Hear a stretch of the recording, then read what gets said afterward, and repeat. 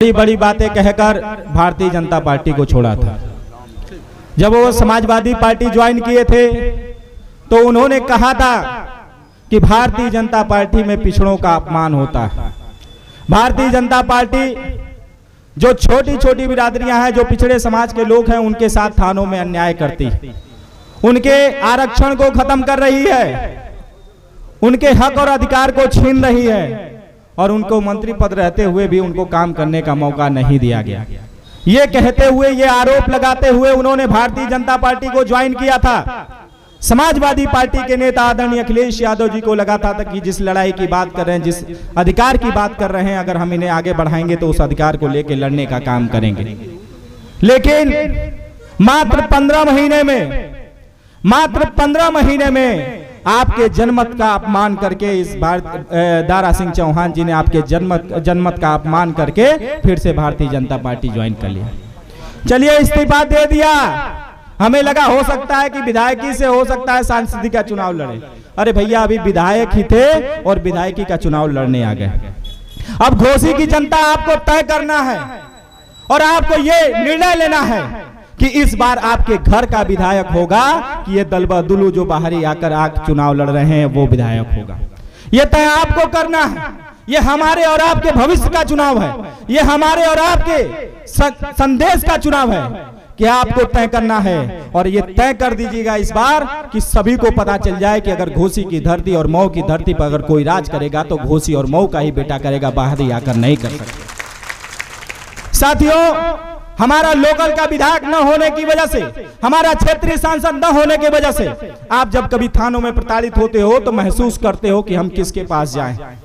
ये चुनाव तो जीत जाते हैं और जीतने के बाद ये दिल्ली और लखनऊ, उसके अलावा आपके क्षेत्र में मिलने का काम नहीं करते हैं।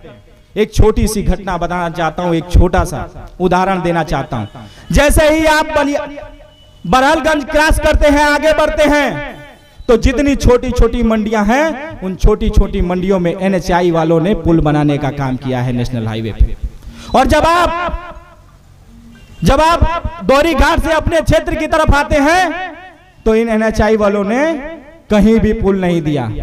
अमिला की भी मंडी को खत्म किया, पिड़वल की मंडी को भी खत्म कर दिया और गोठा की भी मंडी को खत्म कर दिया। इसका सिर्फ एक ही कारण है कि अगर लोकल विधायक होता, लोकल सांसद होता, आपके घर का बेटा होता तो वहां भी ये NHI वाले पुल बनाने का काम करते। इसलिए मैं निवेदन करने आया हूं, आग्रह करने आया हूं। बहुत से वक्त आप पूरी बात बताएंगे, लेकिन याद रखिएगा, जब आप थाने में प्रताड़ित होते हो, जब आप तहसील में प्रताड़ित होते हो, जब आपके मुद्दे विकास भवन तक के होते हैं, लखनऊ तक के होते हैं, तो जब अपने विधायक को खोजते हो तो पाते नहीं हो।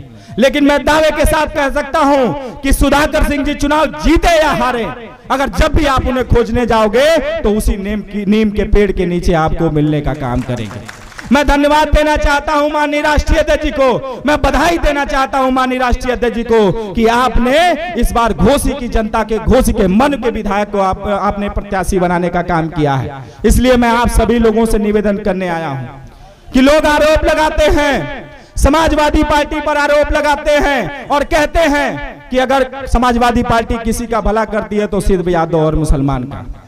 अगर ये समाजवादी पार्टी जातिवादी होती तो आपके घर का बेटा अमिला का रहने वाला विनीत कुशवाहा समाजवादी छात्र सभा का प्रदेश अध्यक्ष न होता।